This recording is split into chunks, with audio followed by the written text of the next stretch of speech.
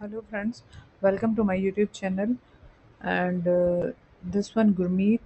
और आपको पता है कि दिसंबर लगभग 7-8 दिसंबर के आसपास जो है आपका एस्ट्राइड का एग्ज़ाम होगा। और ऐसा यूट्यूब के इतिहास में ये तो पहली बार होने जा रहा है कि पीजीटी फिज़िक्स का सिलेबस फ्री ऑफ कॉस्ट करवाया जाएगा। वैसे तो जनरली पीजीटी फिज़िक्स की कोचिंग कम ही मिलती है और वो भी फ्री में। तो मैं आप लोगों को यूट्यूब पर बिल्कुल पूरा सिलेबस कंप्लीट एस्टेट का पीजीटी फिज़िक्स का पूरा डिटेल में करवाऊंगी। और मेरे पास नोट्स भी अवेलेबल हैं, अगर किसी को नोट्स चाहिए हो तो मेरे पास मैसेज कर देना। फ़िलहाल तो आप इस जो लेक्चर करवाऊँगी मैं आज, इसके नीचे ही आप लोग कमेंट कर दीजिएगा जिसको भी अगर नोट्स चाहिए हों। कंप्लीट फुल सिलेबस के हैं विद न्यूमेरिकल्स। और आप लोग, ये मेरी गारंटी है।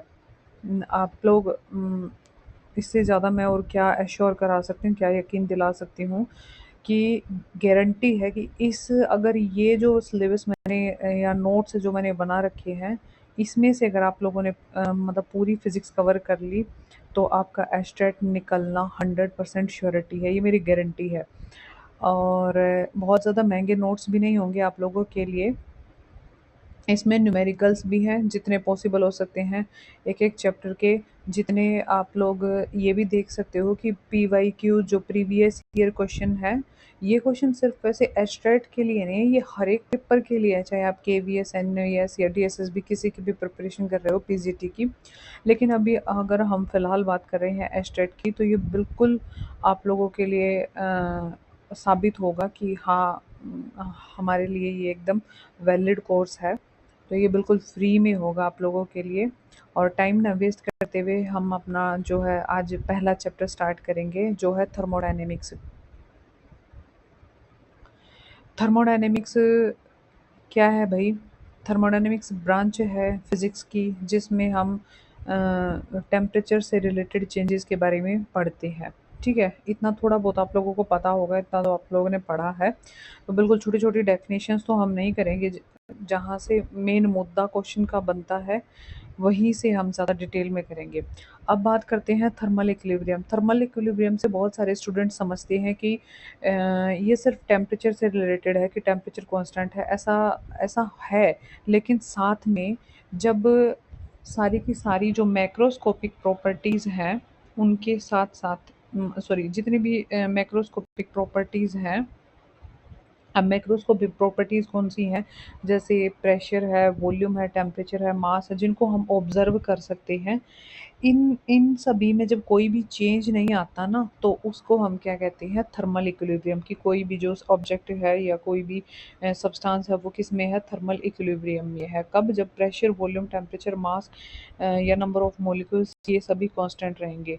ना कि सिर्फ टेम्परेचर की हम बात करते हैं यहाँ पर। थर्मल इक्विलिब्रियम का वैसे मतलब हम समझते हैं कि टेम्परेचर रिमेन कांस्टेंट, लेकिन यहाँ पे ये सारी चीज़ें कांस्टेंट रहेंगी। A body is said to be in thermal equilibrium with its surrounding if it is insulated completely। अगर ये पूरी तरीके से insulated है तो वो कैसा होगा भाई? वो थर्मल इक्विलिब्रियम में होगी वो बॉडी। ठीक है, जैसे कि हमने यहाँ पे देखा है इंसुलेटेड बाउंड्री है, ये पूरी एक कोई बॉडी है, आइसोलेटेड सिस्टम है, इंसुलेट कर रखा है इसको। तो ये कैसी होगी भाई? इसका ये अपने थर्मल इक्विलिब्रियम में होगी। ठीक है, किस में होगी? थर्मल इक्विलिब्रियम में होगी। चलो इसके बाद two bodies in contact in thermal equilibrium. दो बॉडीज हमने यहाँ पे कंसिडर कर रखी हैं, ये थर्मल इक्विलिब्रियम में है। एक ए है, एक बी है। इसका प्रेशर P1 V1 T1 है, इसका P2 V2। Pressure, volume, temperature तीनों चीज़ दे रखी हैं, दोनों की अलग अलग हैं। अब यहाँ से हमने कंडीशन देखी कि T1 का जो टेम्परेचर है, T1 जो टेम्परेचर है वो ज़्यादा है एज़ कम्पेयर टू T2। तो जब T1 टेम्परेचर ज़्यादा है तो यहाँ पे क्या होगा भाई? हीट फ्लो करेगी from A to B। Temperature जिस साइड टेम्परेचर ज़्यादा है, हीट ज़्यादा है, उस साइड से हीट फ्लो करेगी। तो फाइनली हीट कहाँ से? A से B की तरफ फ्लो करेगी इस कंडीशन में। और ये सब तक फ्लो करती रहेगी जब तक इक्विलिब्रियम की कंडीशन नहीं आ जाती, तब जब तक टेम्परेचर इक्वल नहीं हो जाता। और फिर बाद में जब थर्मल इक्विलिब्रियम में बॉडीज़ आ जाती हैं तो जो ए का प्रेशर भी चेंज हो जाता है और बी का भी प्रेशर चेंज होता है। P1 V1 वॉल्यूम भी चेंज होता है, P1 डैश V1 डैश और टेम्परेचर T है, P2 डैश V2 डैश और T। ठीक है भाई, तो ये यहाँ पर ये थर्मल इक्विलिब्रियम में आ गए। यहाँ से कुछ ज़्यादा क्वेश्चन नहीं बनने वाला, लेकिन मैंने आप लोगों को एक बात बता दी है जो आप लोगों के लिए काम की थी। अब ज़ीरोथ लॉ क्या होता है भाई? ज़ीरोथ लॉ का मतलब होता है कि जब कोई बॉडी ए थर्मल इक्विलिब्रियम में होती है किसी बॉडी सी के साथ, और कोई बॉडी बी है वो भी थर्मल इक्विलिब्रियम में किसी बॉडी सी के साथ, तो जो ये ए और बी बॉडीज़ होंगी ये भी आपस में एक दूसरे के साथ थर्मल इक्विलिब्रियम में होंगी। ये कहता है zeroth law of thermodynamics. When A and C are in thermal equilibrium, B and C are in thermal equilibrium, then A and B will also be in thermal equilibrium with each other. Okay, तो कुल मिला के जब ये thermal equilibrium में होंगी तो सबका टेम्परेचर क्या होगा? सेम हो जाएगा, इक्वल हो जाएगा। तो temperature of A B and C all remains same, तो कोई भी टेम्परेचर टी हो गया। अब बात आती है नेक्स्ट आपकी इंटरनल एनर्जी। ये है इंटरनल एनर्जी जिसको यू से डिनोट करते हैं। इंटरनल एनर्जी भाई, इंटरनल एनर्जी पहले एक बात देख लेते हैं कि जो टोटल एनर्जी है वो सम होती है आपकी इंटरनल एनर्जी प्लस में एक्सटर्नल एनर्जी का। अगर हम बात करते हैं टोटल एनर्जी तो सम ऑफ इंटरनल एनर्जी प्लस में एक्सटर्नल एनर्जी होगा। अब हम यहाँ पे इंटरनल एनर्जी देख रहे हैं। इंटरनल एनर्जी की अगर बात करते हैं तो इंटरनल एनर्जी क्या होती है भाई? आपकी काइनेटिक एनर्जी और पोटेंशियल एनर्जी का सम होता है। It is sum of potential energy as well as kinetic energy. Internal energy की बात कर रहे हैं यहाँ पे, तो internal energy potential energy kinetic energy का सम होता है। और पोटेंशियल एनर्जी किसकी वजह से होती है? Intermolecular force of attraction. किसकी वजह से होती है? मॉलिक्यूल्स के बीच में इंटरमोलिकुलर फोर्स ऑफ अट्रैक्शन होगा, उसकी वजह से पोटेंशियल एनर्जी होती है। और काइनेटिक एनर्जी जो होती है that is due to motion of molecules, molecules के मोशन की वजह से होती है। ठीक है, अब अगर मैं बात करूं एक्सटर्नल एनर्जी देखते हैं हम। एक्सटर्नल काइनेटिक एनर्जी अपनी दैट इज़ हाफ mv² जब हम बात कर रहे हैं टोटल एनर्जी की। टोटल एनर्जी है internal energy plus external energy. External energy को तो हम यहाँ कंसिडर करेंगे ही नहीं। क्यों नहीं करेंगे? क्योंकि यहाँ पे देखा हमने जो एक्सटर्नल एनर्जी है दैट इज़ काइनेटिक एनर्जी, और दैट इज़ हाफ mv²। और ये हाफ mv² कब हो सकती है? जब ये कोई सिस्टम है, कोई भी इसके अंदर जो है कोई भी सब्सटेंस है, तो ये सिस्टम जब हमने कंसिडर किया तो ये जब किसी v वेलोसिटी से मूव करेगा और इस सिस्टम का मास m है, तब ये काइनेटिक एनर्जी हाफ mv² है। लेकिन जब हम थर्मोडायनेमिकली किसी चीज़ को स्टडी कर रहे हैं तो हम उस सिस्टम को जो है रेस्ट पे कंसिडर कर रहे हैं, वो मोशन में नहीं है। इसका मतलब वेलोसिटी ज़ीरो हो जाएगी तो एक्सटर्नल एनर्जी कंसिडर करेंगे ही नहीं, तो एक्सटर्नल एनर्जी का यहाँ कोई रोल नहीं है। अब बात करते हैं तो इंटरनल एनर्जी। अब internal energy potential energy plus kinetic energy होगी। Kinetic energy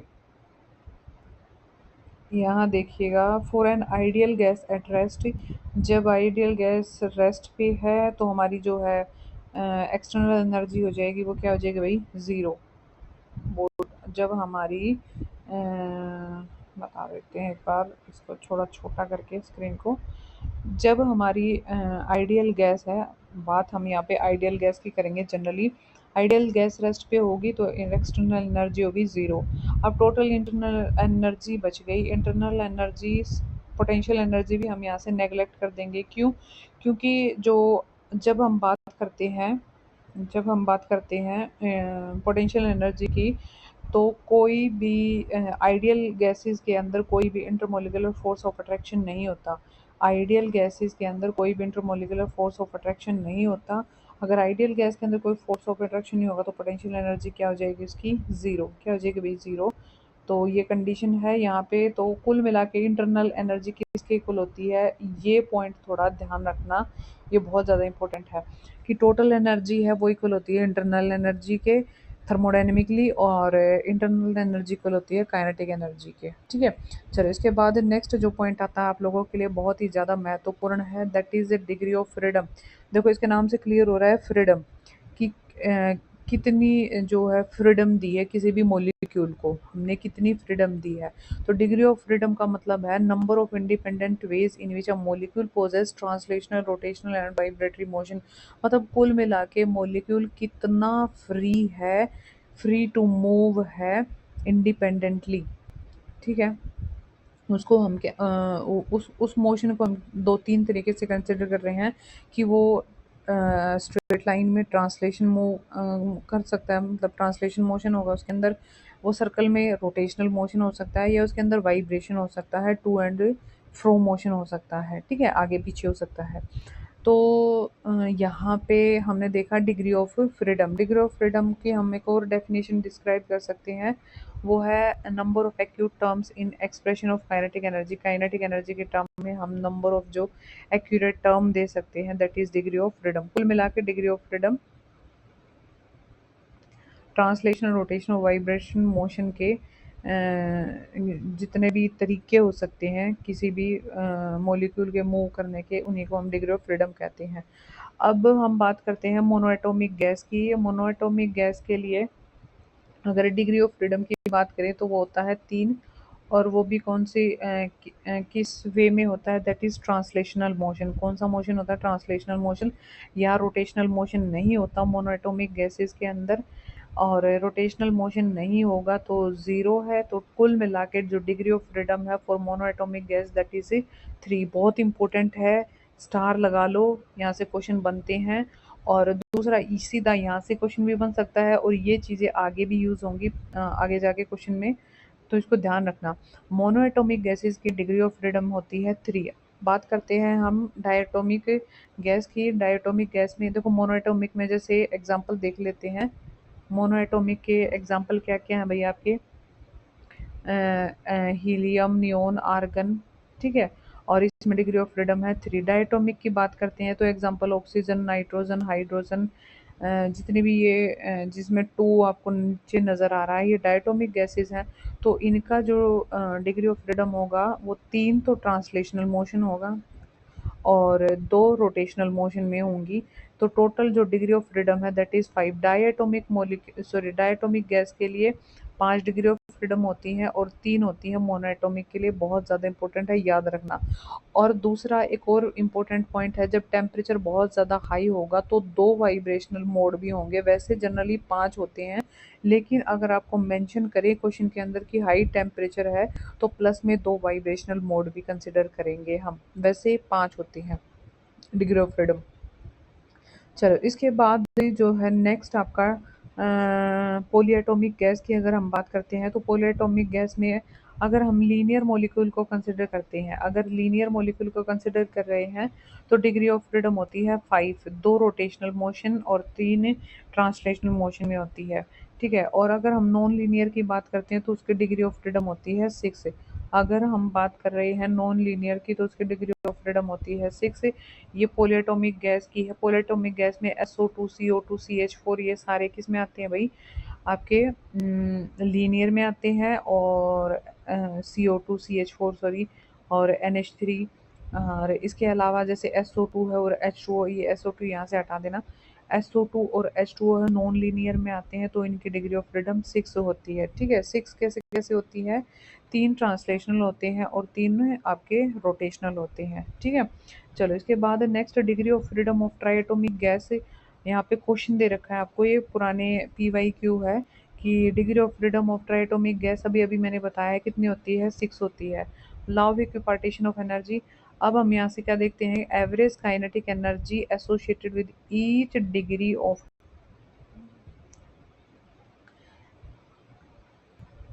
freedom of a molecule is 1 by 2 kT where K is R by N and T is measured in Kelvin। कुल मिला के बात है कि एवरेज काइनेटिक एनर्जी है, associate करती है किसी भी मॉलिक्यूल से काइनेटिक एनर्जी, तो हम क्या लेंगे? अगर हम बात करें एवरेज काइनेटिक एनर्जी किसी भी मॉलिक्यूल की, that is half KT। Average kinetic energy of a molecule that is half KT, ठीक है, ओके। इसके बाद हम बात करें जो हाफ KT, और जो K है वो क्या है भाई? R/N होता है। K क्या है भाई? ये कांस्टेंट है, और इसको हम आर जो गैस कांस्टेंट होता है डिवाइडेड बाय एन आपका एवोगैड्रो नंबर होता है, आर बाय एन हो जाएगा, ठीक है। और इसके अलावा ये के क्या आपका बोल्ट्जमैन कांस्टेंट होता है। T is measured in kelvin, T का टेम्परेचर का आपको पता है कि केल्विन में होता है। तो K is equal to R by N universal gas constant होता है। चलो इसके बाद नेक्स्ट है एवरेज काइनेटिक एनर्जी, अगर आपसे पूछ ली जाए तो हाफ के टी होती है। अगर बात करें एक मॉलिक्यूल की, अगर एक डिग्री ऑफ फ्रीडम की बात करते हैं, अगर डिग्री ऑफ फ्रीडम कितना है एक, तो काइनेटिक एनर्जी हाफ के टी है। और अगर डिग्री ऑफ फ्रीडम हमारे एफ है, टोटल काइनेटिक एनर्जी की बात करते हैं किसी मॉलिक्यूल की, that is F by two K T हो जाएगा। क्या कहा मैंने, अगर डिग्री ऑफ फ्रीडम वन है तो काइनेटिक एनर्जी हाफ के टी, और डिग्री ऑफ फ्रीडम टोटल के लिए पूछ ले जाए जिसमें एफ डिग्री ऑफ फ्रीडम है तो F by two K T ये degree of freedom, sorry total kinetic energy हो जाएगी किसी भी मॉलिक्यूल की, ठीक है, जब डिग्री ऑफ फ्रीडम एफ हो। ओके। और इसके बाद अगर हम, ये था मॉलिक्यूल की बात कर रहे हैं, मॉलिक्यूल की तो F by two K T या फिर one by two K T है। और अगर हम बात करें वन मोल की, वन मोल की काइनेटिक एनर्जी कितनी हो जाएगी भाई, F by two R T, kinetic energy of one mole of ideal gas that is F by two R T हो जाएगा, ठीक है। और अगर एन मोल्स की बात करें तो N into F by two R T, ये भी याद करने का पॉइंट है, N into F by two R T kinetic energy of N mole से। और अगर एक मोल की बात करें तो एफ बाई टू हो जाए, F by two R T. ऐसे ही एक मोलिक्यूल की बात करेंगे एक डिग्री ऑफ फ्रीडम में तो one by two K T हो जाएगा, और total kinetic energy with F degree of freedom तो F by two with degree of freedom F है तो F by two K T. Okay.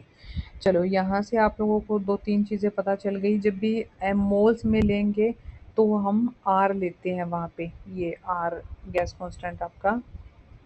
और अगर हम बात करते हैं मॉलिक्यूल की तो वहाँ पे के लेते हैं। Internal energy and change in internal energy, अगर हम बात करें इंटरनल एनर्जी की या चेंज इन इंटरनल एनर्जी, अभी अभी आप लोगों को मैंने बताया था कि जो इंटरनल एनर्जी है that is equal to kinetic energy के इक्वल, क्योंकि पोटेंशियल एनर्जी तो क्या भाई ज़ीरो हो जाएगी, क्योंकि इंटरमोलिकुलर फोर्स ऑफ अट्रैक्शन क्या है, ज़ीरो है आइडियल गैसेस के लिए। तो इंटरनल एनर्जी वो सारी की सारी काइनेटिक एनर्जी के इक्वल हो जाएगी, और ये किसके इक्वल हो जाएगी, N into F by two, N into F by two R into T, N into F by two R into T हो जाएगा, ठीक है।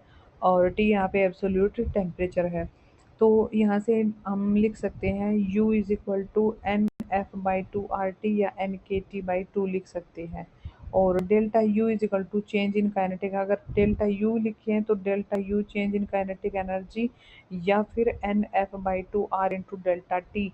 यू डिपेंड करता है ओनली ऑन टेम्परेचर, ये भी स्टार लगा लेना, जो इंटरनल एनर्जी है वो डिपेंड करता है किस पे, टेम्परेचर पे। बाकी चीज़ें तो यहाँ पे कांस्टेंट है, तो internal energy depends upon temperature, N into F by two R into delta T, आगे ये काम आएंगी ये चीज़ें, ठीक है। Now find the kinetic energy of four moles, question है भाई, न्यूमेरिकल है, अच्छा न्यूमेरिकल है, पढ़ना। Find the kinetic energy of four moles of N two at 27 degree Celsius, 4 mole है ना, एन की वैल्यू कितनी है यहाँ पे 4 है। और एन टू गैस है, इसका मतलब डायटोमिक गैस है, डायटोमिक गैस के लिए डिग्री ऑफ फ्रीडम कितनी होती है भाई 5। डायटोमिक गैसेस की अगर हम बात करते हैं तो डिग्री ऑफ फ्रीडम कितनी हो जाएगी 5 हो जाएगी। और हमें काइनेटिक एनर्जी निकालनी है, अभी अभी हमने देखा था kinetic energy is equal to, kinetic energy किसके इक्वल है, that is equal to N into F by two R into T. Now F की जगह 5 पुट कर देंगे, और एन नंबर ऑफ मोल्स है 4 हो जाएगी वैल्यू, इनटू में टेम्परेचर कितना दे रखा है 27 डिग्री सेल्सियस, तो 27 डिग्री सेल्सियस प्लस 273 केल्विन में कन्वर्ट करेंगे इसको, ये 300 हो जाएगा, यहाँ पे वैल्यू पुट करेंगे 3000 आर हो जाएगा। और अगर इससे ज़्यादा आर की वैल्यू भी पुट करवाए तो वो आप लोग कर सकते हैं, वो ऑप्शन के हिसाब से होगा, क्वेश्चन के ऑप्शन में आंसर, मतलब आप ऑप्शंस में आंसर क्या दे रखा है आपको, ठीक है, फिर इसके बाद क्वेश्चन नंबर 5 आता है। Next, find the kinetic energy of 3.2 gram of O2 at temperature T kelvin. अब काइनेटिक एनर्जी निकालनी है 3.2 ग्राम की, और ऑक्सीजन है। ऑक्सीजन डायटोमिक गैस है जिसका डिग्री ऑफ फ्रीडम कितना है 5। मोनोएटोमिक का अगर हम बात करें, मोनोएटोमिक का डिग्री ऑफ फ्रीडम 3 होता है, डायटोमिक का 5 होता है, और ट्राईएटोमिक या पॉलीएटोमिक का कितना होता है 6 होता है। ठीक है, काइनेटिक एनर्जी निकालनी है 3.2। मास दे रखा है ऑक्सीजन का 3.2। इन बाकी चीज़ों को हटा देती हूँ मैं एक बार। मास दे रखा है 3.2। मास दे रखा है 3.2, और हमें नंबर ऑफ मोल्स निकालने पड़ेंगे पहले, क्योंकि काइनेटिक एनर्जी किसके इक्वल है, that is equal to NF/2 into R T. इस फॉर्मूले को तो रट लो आप कि काइनेटिक एनर्जी जो है, काइनेटिक एनर्जी भैया आपकी कितनी होती है, N/F/2 इंटू आर टी। अब काइनेटिक एनर्जी हमें निकालनी है तो एन क्या है, नंबर ऑफ मोल्स। अब हम नंबर ऑफ मोल्स निकालने पड़ेंगे, तो given mass divided by molar mass. Given mass 3.2 है, और ऑक्सीजन का मोलर मास होता है 32, तो 3.2/32 0.1 हो गया। नंबर ऑफ मोल्स की वैल्यू कितनी होगी 0.1। अब इस वैल्यू में पुट करेंगे N/F/2 R/T। 0.1 into degree of freedom कितना है यहाँ पे 5 divided by 2 into R into T. Temperature T kelvin दे रखा है, बस यहाँ से ये आंसर आ जाएगा आप लोगों का। और ये कितना आंसर आया 1/4 आर टी। अब क्वेश्चन नंबर 6 है, ऐसे ही है, बिल्कुल सिंपल है, बहुत आसान है, बता देती हूँ मैं। एक गैस मिक्सचर है जो कंसिस्ट है 2 मोल ऑक्सीजन से और 4 मोल आर्गन से। टेम्परेचर टी है। Neglecting all vibrational modes, the total internal energy of system. Total internal energy क्या होगी भाई, चेंज इन काइनेटिक एनर्जी ही टोटल इंटरनल एनर्जी है। Total change in internal energy, अभी अभी हमने काइनेटिक एनर्जी को देखा था, दैट इज N/F/2 R/T। ये फॉर्मूला लिख रखा है। अब हम बात करते हैं अगर ऑक्सीजन के 2 मोल की, तो एन की वैल्यू 2 हो गई, और ऑक्सीजन के लिए डिग्री ऑफ फ्रीडम कितना हो गया 5 है। दूसरी गैस दे रखी है आर्गन, जिसके लिए एन की वैल्यू 4 मोल्स दे रखी है, और degree of freedom monoatomic gas है, तो एफ की वैल्यू हो जाएगी 3। कुछ नहीं करना, वैल्यू पुट कर दो और सबको ऐड कर देना, क्योंकि टोटल एनर्जी पूछी है दोनों के लिए। तो यहाँ पे ऑक्सीजन के लिए निकाल रखी है 5/5 RT, और यहाँ हमने निकाल ली आर्गन के लिए 4 मोल F इजिकल टू 3। 4 मोल और F की वैल्यू 3 है, तो ये सारी वैल्यू पुट करके इसके लिए 5 आई, इसके लिए 6 आई है, टोटल 11 RT हो जाएगा। ठीक है, ऐसे ही देखते हैं हम अगले क्वेश्चन में। The amount of heat energy required to raise the temperature of 1 gram of helium at 10 TP from T1 kelvin to T2 kelvin is. इसमें भी कुछ नहीं करना, 1 ग्राम हीलियम दे रखी है। पहली बात तो हीलियम मोनोएटोमिक है, तो उसके लिए डिग्री ऑफ फ्रीडम कितनी हो जाएगी 3। और दूसरी बात, टेम्परेचर दे रखा है T1 से T2, इसका मतलब डेल्टा T दे रखा है, T2 माइनस T1 हो जाएगा। ठीक है, अब चेंज इन काइनेटिक एनर्जी निकालनी है, दैट इज अगर चेंज इन काइनेटिक एनर्जी निकालनी है तो डेल्टा U, ये इंटरनल एनर्जी और काइनेटिक एनर्जी एक ही बात है, N/F/2 R/डेल्टा T। नव एन की वैल्यू नंबर ऑफ मोल्स निकालनी है, और हमें गैस दे रखी है हीलियम, और 1 ग्राम दे रखी है, तो number of moles is equal to given mass कितना है 1 ग्राम divided by molar mass helium का 4 होगा, तो 1/4 नंबर ऑफ मोल्स हो जाएंगे, into degree of freedom helium है, मोनोटोमिक है, तो 3/3 हो जाएगी, और इसके डिवाइडेड बाई 2 ये, और R/T2 - T1 ये वैल्यू आ जाएगी यहाँ से। ठीक है, और आपको पता है K is equal to R/N होता है। बस इसके बाद नेक्स्ट जो क्वेश्चन आता है CV एंड CP। CB और CP है, ये क्या है भाई, specific heat at constant volume and pressure है। तो CV की वैल्यू होती है F/2R, और CP की वैल्यू होती है, एक इसके अंदर ऐड किया जाता है F/2 + 1 इंटू R। और इन दोनों का डिफरेंस अगर देखें तो CP - CV is equal to R, जो कि ये क्या है, R यूनिवर्सल गैस ही कांस्टेंट है। आर यूनिवर्सल गैस कांस्टेंट है सभी गैसेस के लिए। ठीक है, अब बात करते हैं, आपको पता है डिग्री ऑफ फ्रीडम मोनोएटोमिक के लिए, डिग्री ऑफ फ्रीडम जो है, मोनोएटोमिक के लिए डिग्री ऑफ फ्रीडम कितना होता है भाई 3 होता है, डायटोमिक के लिए 5 होता है, और ट्राइएटोमिक के लिए 6 होता है। तो यहाँ से सी वी और सी पी की वैल्यू निकाल सकते हैं। सी वी की value F by two into R है, तो एफ की value three by two R हो जाएगी। फिर ऐसे ही डायटोमिक के लिए 5/r हो जाएगी। सी वी की वैल्यू यहाँ पे हम पुट करेंगे एफ की जगह 5/2 आर, और ट्राइटोमिक के लिए 6/2 आर हो जाएगा। सी पी की वैल्यू होगी तो इसमें एक प्लस कर देंगे, 3/2 प्लस 1 इंटू आर हो जाएगा, तो 5/2 आर, 7/2 आर और 8/2 आर है। ये वैल्यू हमने पुट कर दी। ठीक है, ये मोल हमारी जो है स्पेसिफिक हीट है। अब हम बात करें स्पेसिफिक हीट और मोलर स्पेसिफिक हीट की बात करें तो specific heat amount of heat required to raise the temperature of unit mass by unit degree Celsius। क्या कहते हैं, स्पेसिफिक हीट क्या होती है, amount of heat required to raise the temperature of a body from 1 degree Celsius. जब किसी भी body का 1 डिग्री सेल्सियस टेम्परेचर रेज करना है तो उसके लिए जितनी हीट रिक्वायर होती है उसी को हम स्पेसिफिक हीट कहते हैं। और ये C is equal to delta Q by M into delta T, ये इसका फॉर्मूला है। Delta Q is equal to M C delta T, और specific heat delta Q by M into delta T हो जाएगा। अब बात करें हम मोलर स्पेसिफिक हीट की, तो molar specific heat amount of heat required to raise the temperature of 1 mole of gas. जब हमें 1 मोल गैस का टेम्परेचर चेंज करना है 1 डिग्री सेल्सियस के मतलब 1 डिग्री सेल्सियस टेम्परेचर चेंज करना है, तो उसको हम मोलर स्पेसिफिक हीट कहेंगे। और इसको हम कैसे लिखते हैं, C is delta Q is equal to N C into delta T, और C की वैल्यू क्या हो जाएगी भाई, delta Q by N into delta T, और N किसके इक्वल होता है, N is equal to small m given mass divided by molar mass हो जाएगा। ठीक है, एन क्या है यहाँ पे, नंबर ऑफ मोल्स है।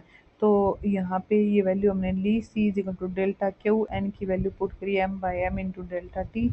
ये delta Q by M into delta T ये अभी अभी हमने यहाँ पे देखा है, C is equal to delta Q by M into delta T, जिसको हम स्पेसिफिक हीट कहते हैं।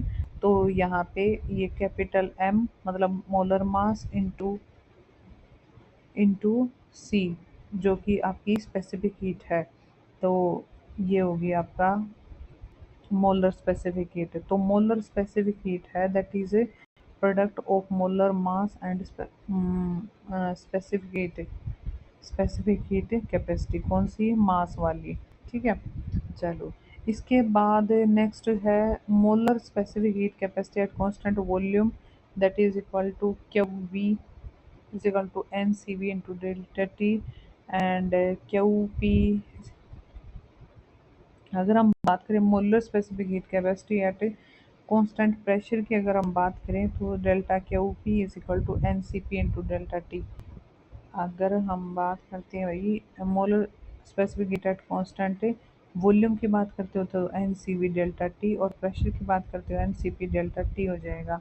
Molar specific find molar C P minus C V for O two, also calculate C P minus C V find molar specific heat. अच्छा, यहाँ से question यहाँ पे आता है, ये थोड़ा गड़बड़ हो गया नोट्स में, चलो खैर कोई नहीं। फाइंड मोलर स्पेसिफिक सीवी की वैल्यू कितनी है, एफ बाई टू, आर हमने अभी ऊपर पढ़ी थी, सी पी मैंने कहा था कि उसमें एक प्लस कर देंगे तो सी पी क्या हो जाएगा, F by two plus 1 into R हो जाएगा। ऑक्सीजन के लिए कहा है इसने, तो ऑक्सीजन के लिए एफ की वैल्यू कितनी हो जाएगी, 5, तो सी वी की value F by two R हो जाएगी, और सी पी की एक वैल्यू प्लस करके मतलब 7/2 आर हो जाती है।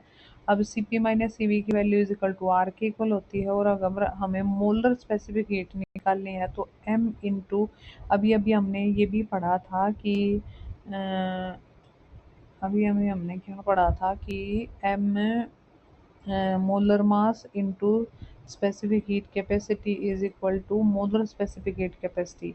तो यहाँ से हम क्या कर सकते हैं, molar mass into C P minus C V is equal to किसके, C P minus C V की वैसे किसके इक्वल होता है, आर के।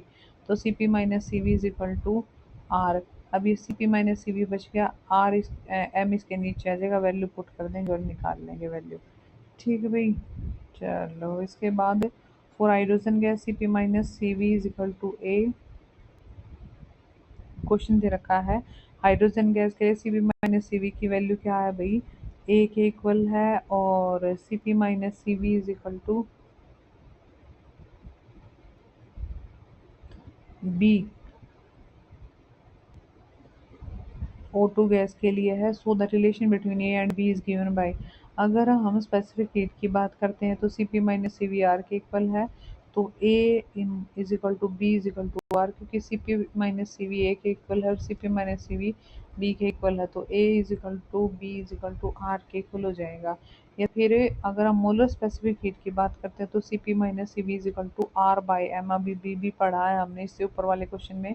तो Cp minus C V is equal to R by two, molar mass कितना हो जाएगा हाइड्रोजन का 2 हो जाएगा, तो A is equal to R by two. ऐसे ही यहाँ पे Cp minus C V is equal to R by M, molar mass oxygen का कितना होता है 32, और यहाँ से हम R की वैल्यू फाइंड कर लेंगे, R की वैल्यू हो जाएगी 2A, और वैल्यू निकाल लेंगे तो A की वैल्यू हो जाएगी 16B के इक्वल। ठीक है, चलो इसके बाद नेक्स्ट जो क्वेश्चन आता है आपका, ratio of Cp upon Cv। Cp upon Cv का अगर हम रेशियो देखते हैं तो f by two plus one into R divided by F by R. Cp upon Cv की value one plus one by F, और one plus one by F को लिखते हैं हम भाई gamma. Cp upon Cv is equal to one plus two by F, one plus two by F, और Cp upon Cv को हम किससे डिनोट करेंगे, गामा को, गामा से sorry, Cp upon Cv is equal to gamma.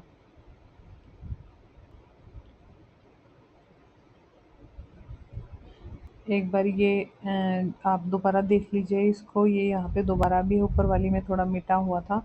Cp upon Cv is equal to F by two plus one upon F by R, और यहाँ से हम इसको सोल्व करेंगे तो गामा की value one plus two by F, और Cp minus Cv की वैल्यू किसके इक्वल है, one plus two by F, और Cp माइनस Cv की वैल्यू किसके इक्वल है, R के इक्वल है। ठीक है, फिर इसके बाद Cv की वैल्यू है बाई टू आर, Cp की वैल्यू है by two plus one into R, और Cp माइनस Cv की value R. Cp upon Cv is equal to gamma is equal to one plus two by F हो जाएगा। तो यहाँ पे हम मोनोएटॉमिक के लिए निकाल लेंगे इसकी वैल्यू, डायटोमिक के लिए, ट्राइटोमिक, पॉलीएटॉमिक के लिए, सबके वैल्यू ये वैल्यू निकाल लेंगे, हो जाएगा ये हमारा। फिर हम बात करते हैं Cp and Cv in terms of R and gamma. R और गामा की टर्म्स में Cp और Cv की वैल्यू निकाल लेंगे तो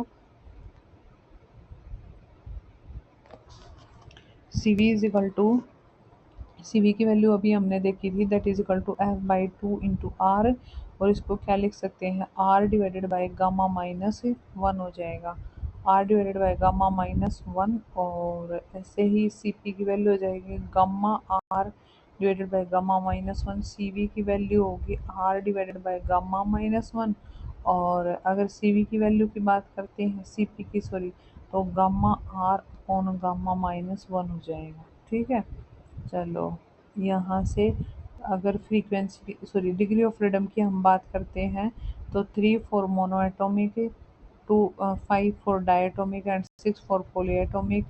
Cv is equal to five by sorry F by two R हो जाएगा, Cp के F by two plus one R हो जाएगा, Cp माइनस Cv आर के equal, Cp upon Cv is equal to gamma one plus two by F, और gamma की value निकलाएंगे यहाँ से आप लोग। ये मोलर स्पेसिफिक हीट की बात करें तो Cp minus Cv equal to R, और mass Cp minus Cv equal to R by M हो जाएगा। ये वैल्यू आप लोग पुट करके देख लेना, निकल जाएगा।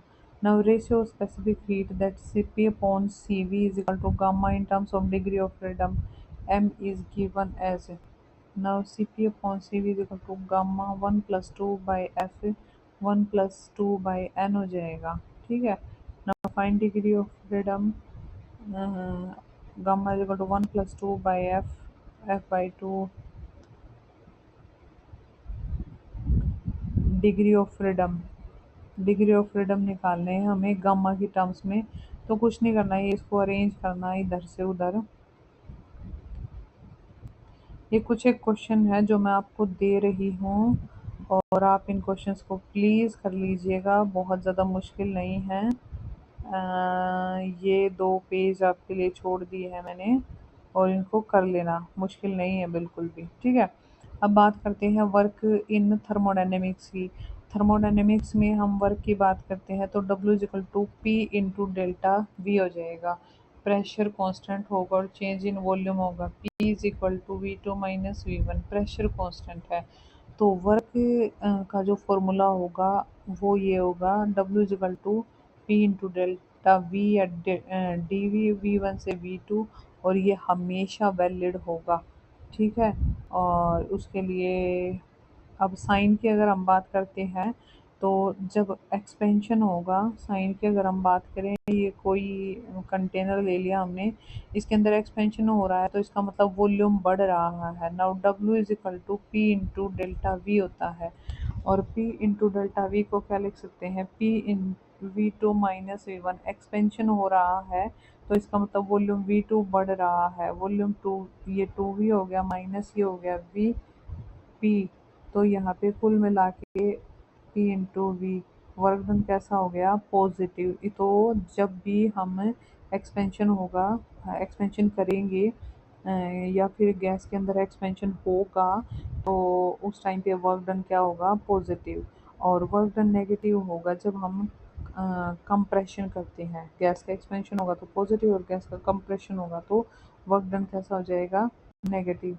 और वर्क की यूनिट जूल है और इसकी पास्कल की न्यूटन पर मीटर स्क्वायर हो जाएगा।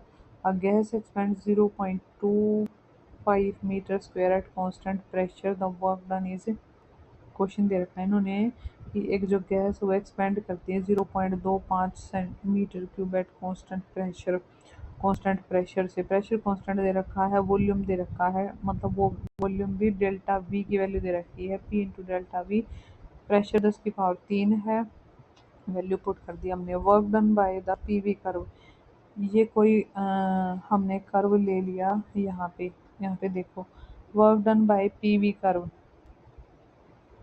ये प्रेशर है और ये वॉल्यूम है, इसके अंडर जो भी वर्क होगा उसी इसके अंदर जो भी एरिया होगा उसी को हम क्या कहते हैं, work done bye PV curve. तो ये यहाँ पे ये जो कर्व है इसके अंदर जितना भी एरिया होगा वही इक्वल होगा वर्क डन के, ठीक है। और नव अगर हम बात करते हैं, क्वेश्चन ये दे रखा है, ये प्रेशर है यहाँ पे, और ये वॉल्यूम दे रखा है, इसका वर्क डन पूछ रखा है, तो वर्क डन कैसे होगा, P इंटू इसका ए, इसके अंदर हम एरिया देखेंगे P इंटू डेल्टा V, और वो किसके इक्वल होता है, एरिया अंडर दिस कर्व, और इस कर्व के अंडर जो एरिया होगा वो किसके इक्वल होगा भाई, ट्रेपीजियम के एरिया के, और ट्रेपीजियम का एरिया क्या होता है, 1/2 into sum of parallel sides into height हो जाएगा, 1/2 into sum of parallel sides into height. क्यों, क्योंकि ट्रेपीजियम का एरिया ये होता है, और ये कहाँ से आया, जब हम वर्क डन निकालते हैं, और वर्क डन किसके इक्वल होगा, एरिया अंडर द कर्व, ठीक है, चलेगा। वर्क क्या है, एक पाथ डिपेंडेंट होता है, वर्क और हीट भाई पाथ डिपेंडेंट होते हैं, state not a state function, याद रखना, वर्क और हीट वो क्या है, स्टेट फंक्शन होते हैं, they our path dependent, path के ऊपर डिपेंडेंट करेंगे। तो इस कर्व में देखिएगा आप लोग, कोई भी इस कर्व से जाएगा, या इस कर्व से जाएगा, या इस कर्व से जाएगा, तो उनका वर्क डन अलग अलग होगा। कैसे, area under the curve, area under the curve first, first curve के अक्रॉस एरिया ये होगा, ये पूरा एरिया, और दूसरे कर्व के अक्रॉस अगर हम देखेंगे तो एरिया हमारा ये होगा, बी से नीचे नीचे वाला। और अगर हम बात करें तीसरे कॉन्सेप्ट की, तो उसका एरिया जो है ये बिल्कुल यहाँ से यहाँ तक वाला होगा। तो सबसे ज़्यादा एरिया किसने घेरा, पहले वाले के पाथ पाथ ने। तो वर्क डन क्या है भाई, पाथ डिपेंडेंट है, और पाथ डिपेंडेंट है प्लस में स्टेट फंक्शन नहीं है। तो आप लोग यहाँ देख रहे हो, work done by first is greater then second is greater then third, area under PV curve. Now work done in cyclic process, cyclic process की अगर हम बात करते हैं वर्क डन की, वैसे तो पी, ये याद रखना, P into D V, V1 से V2 ये ऑलवेज वैलिड होने वाली कंडीशन है। दूसरा, अब यहाँ पे देखिएगा, अगर हम साइक्लिक पाथ ले रहे हैं और अगर क्लॉकवाइज साइकिल है तो वर्क डन हो जाएगा पॉजिटिव, और अगर एंटी क्लॉकवाइज है तो जो वर्क है वो क्या हो जाएगा, नेगेटिव। ध्यान रखना इस बात को। वर्क डन इन एक्सपेंशन या work done by the system is positive and work done on the system is a negative. Now A two B two C two A work done by the gas, ये आप निकाल सकते हैं यहाँ से question, बहुत simple है। ये प्रेशर दे रखा है, यहाँ पे वॉल्यूम दे रखा है और हमें एरिया निकालना है, तो area under this curve represents work done. तो A B C A work done by the gas clockwise है। देखो आप यहाँ से देख पा रहे हैं कि ये वर्क कैसा भाई, क्लॉकवाइज है। ठीक है, क्लॉकवाइज होगा तो वर्क कैसा हो जाएगा, पॉजिटिव। और area of the cycle, area of cycle 1/2 × 5 into यहाँ से 7 -2 5 हो जाएगा, और 10⁻³ ये यूनिट होगी मिली वोल्ट, और 4 × 10⁵ ठीक है। P into V change in volume, अब ये चेंज इन वॉल्यूम 6 में से 2 गए 4, प्रेशर है सॉरी ये 10⁵ पास्कल प्रेशर हो जाएगा, 10⁵ पास्कल। वर्क डन इन साइक्लिक प्रोसेस, अगर हम बात करें साइक्लिक प्रोसेस में, यहाँ पे इस केस की बात करते हैं, क्वेश्चन नंबर 20। देखो बहुत सारे क्वेश्चन करवा दिए मैंने आप लोगों को। इस प्रोसेस के अंदर हमें वर्क डन निकालना है। यहाँ पे ये वाला देखो, ये वाला V0 से लेके 3V0 तक है, इसका मतलब ये टोटल वैल्यू कितनी है भाई, टोटल 2V0। इसका ये इधर से रेडियस 2V0 है, और यहाँ से P0 से 3P0, ये भी क्या इतना हो जाएगा 2P0। इसका मतलब जो ये सॉरी रेडियस कह रही थी मैं, डायमीटर है, ये डायमीटर 2V0, और इसका भी डायमीटर कितना हो जाएगा, इसका डायमीटर 2P0 हो जाएगा। मतलब रेडियस कितना हो जाएगा P0, और इधर से रेडियस कितना हो जाएगा V0। अब इसका एरिया निकालना है तो वो क्या होगा, πr² हो जाएगा। दूसरी बात है कि यहाँ पे इम्पोर्टेंट बात है, ये क्या है भाई, एंटी क्लॉकवाइज घूम रहा है, इसका मतलब वर्क डन कैसा होगा, नेगेटिव। और नेगेटिव में भी क्या हो जाएगा भाई, area under this circle πr²। एक आर की वैल्यू V0 है और एक आर की वैल्यू P0 है। ये ऑप्शन के हिसाब से V0 इंटू P0 दे रखा है। जैसे भी आपको ऑप्शन दे, पाई इंटू अगर V0² दिया है तो उससे करो, भाई अगर P0² दिया है तो वो करो, लेकिन ऑप्शन में ये दे रखा है तो हम इसके हिसाब से आंसर करेंगे। ठीक है, अब बात करते हैं क्वेश्चन नंबर 21 में।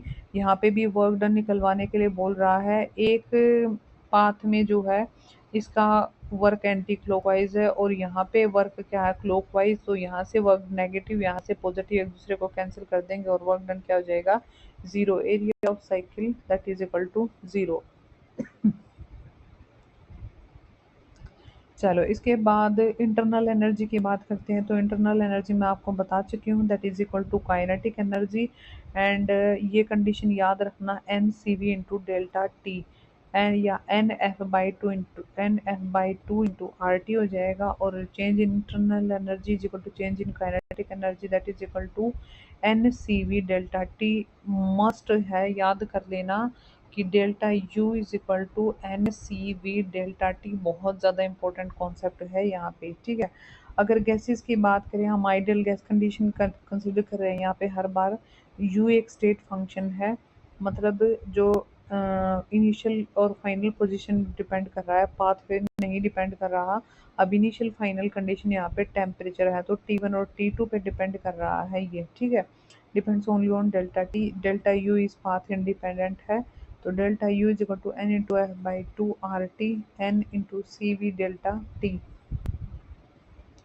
ये क्या किया है हमने, डेल्टा यू की वैल्यू हमने देखी है NCV delta T, NCV delta T T2 minus T1 हो जाएगा। अब यहाँ से एक चीज़ देख पा रहे हैं हम, ये ग्राफ देखिएगा, जब ये इनिशियल और फाइनल पोजीशन पे डिपेंड कर रही है इंटरनल एनर्जी। तो internal energy of path first, second और थर्ड तीनों सेम हो जाएंगी, क्योंकि ये किसी पाथ पे नहीं फॉलो कर रही है, सिर्फ और सिर्फ जो है डिपेंड कर रही है इनिशियल और फाइनल पोजीशन पे। और इनिशियल और फाइनल पोजीशन यहाँ पे हम टेम्परेचर ले रहे हैं T1 और T2, ठीक है। और अगर क्लोज्ड साइकिल की अगर हम बात करें तो इंटरनल एनर्जी हो जाएगी भाई ज़ीरो, ठीक है। और अगर इस कर्व की बात करें तो तीनों का जो है इंटरनल एनर्जी हो जाएगी सेम। ये क्वेश्चन आया हुआ है कि ये इस तरीके से कर्व दे रखे हैं, ये वन और ये कर्व दे रखा है 1 2 3, और पूछा आपसे इंटरनल एनर्जी से रिलेटेड। तो वर्क डन बाय, देखो यहाँ पे दो कंडीशन हो सकती हैं, work done by 1 is greater than work done by 2 is greater than work done by 3। और दूसरा है यहाँ पे internal energy of 1 is equal to internal energy of 2 is equal to internal energy of 3। Internal energy सबकी क्या होंगी भाई, same होंगी, ठीक है। अब हम यहाँ से और क्या लिख सकते हैं, अब हम यहाँ से लिख सकते हैं delta U N C V delta T, और इसको n into F by two R into delta V delta R T भी लिख सकते हैं। अब ये बार बार N F by two R, क्योंकि आपको पता है सी वी की वैल्यू क्या लिखी थी हमने, एफ बाई टू क्या लिखी थी, एफ बाई टू आर लिखी थी, और सी पी की वैल्यू लिखी थी F by two plus one into R, ठीक है। ये वही बस बार बार वही कंडीशन रिपीट हो रही हैं। और अगर हम इसको डेल्टा टी को क्या लिख दें, final temperature minus initial temperature N into F by two R T two minus T one. तो यहाँ से एफ बाई टू बाहर रह जाएगा, N R T two minus T one अंदर चला जाएगा। जब ये अंदर चला जाएगा तो आपको पता है आइडियल गैस का क्या होता है, पी वी। आइडियल गैस क्या है भाई, P V is equal to N R T होता है, ठीक है। अब P V is equal to N R T होता है, तो यहाँ से ये आर टी टू है तो इसको पी टू वी टू लिख देंगे, और पी वन वी वन बराबर हो जाएगा एन आर टी टू। ये तो कांस्टेंट है, कांस्टेंट ही रहेंगे। तो टी टू की जगह पी टू वी टू रख दो एन आर टी टू की जगह, और एन आर टी वन की जगह पी वन वी वन रख दो, बस कंडीशन फुलफिल। यहाँ से एक और नया फॉर्मूला हो जाएगा, delta U is equal to F by two into P two V two minus P one V one हो जाएगा, ठीक है। जो फॉर्मूला आपको यहाँ पे दे भी रखा होगा इन्होंने, ये यहाँ पे इस न्यूमेरिकल के अंदर यूज करके दिखा रखा है, ये रहा यहाँ पे, ये रहा कि इंटरनल एनर्जी किसके इक्वल है, N into F by two R, ये और फिर फाइनली ये चीज़ जाके इसके इक्वल हो जाती है, ठीक है। ये क्या है, चेंज इन इंटरनल एनर्जी या चेंज इन काइनेटिक एनर्जी, ठीक है। एक न्यूमेरिकल यहाँ से दे रखा है आप लोगों को कि ये प्रेशर दे रखा है, प्रेशर दे रखा है, वॉल्यूम दे रखा है, चेंज इन इंटरनल एनर्जी निकालना है। तो इस फॉर्मूले में हम वैल्यू पुट करेंगे। और एक यहाँ पे एफ की वैल्यू आपको दे रखी होगी 1 मोल दे रखी, एन की वैल्यू 1 हो गई।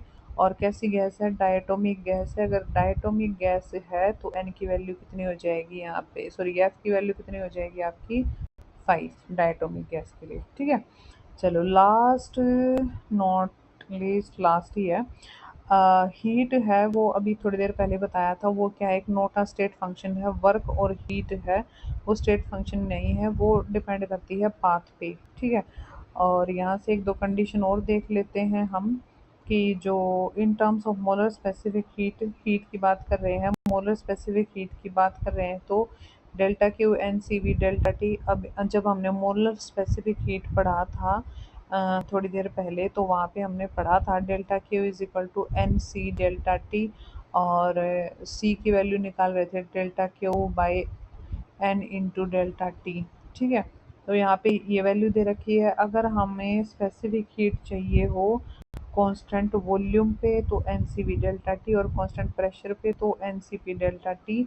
लेकिन एक बात याद रखना, कांस्टेंट वॉल्यूम पे specific n C V delta T, और प्रेशर पे n C P delta T. लेकिन डेल्टा यू की वैल्यू हमेशा n C V delta T ही रहेगी, ठीक है, या n into F by two R into delta T रहेगी। अब हीट की अगर हम बात करते हैं, अगर हम हीट को, हम सिस्टम को हीट देंगे तो वो पॉजिटिव होगी, और हम heat given to the system तो पॉजिटिव, और heat given by the system, अगर सिस्टम हीट देगा तो क्या हो जाएगी negative. Heat given to the system positive और heat given by the system क्या हो जाएगी नेगेटिव। तो ये था हमारा आज का लेक्चर। इसके बाद हम थर्मोडायनेमिक्स के जो लॉज हैं उनके बारे में पढ़ेंगे, और फिर एक आपका टॉपिक रह जाएगा यहाँ से कार्नोट इंजन। ठीक है, और अगर आपको ये लेक्चर पसंद आया हो तो ज़रूर लाइक कीजिएगा और शेयर कीजिएगा एंड चैनल को सब्सक्राइब कीजिएगा। Thank you.